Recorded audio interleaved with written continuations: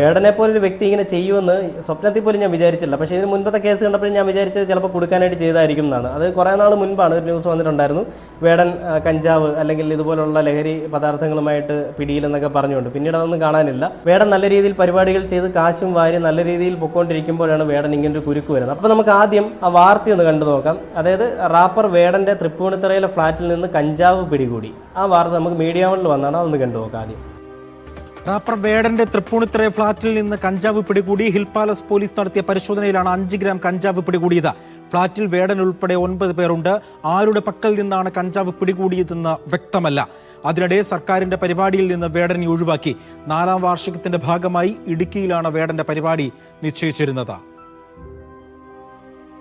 പരിശോധന തുടരുകയാണല്ലേ? പരിശോധന തുടരുക. ഇത് കൂടുതൽ ആളുകളുണ്ടോ? നമുക്ക് 9 പേരുണ്ടെന്ന് പറയുന്നു. 9 പേര്. കഞ്ചാവ് എത്രത്തോണ്ട് പിടിച്ചിട്ടുള്ളതാണ് നോക്കാം. കുറച്ചേ ഉള്ളൂ.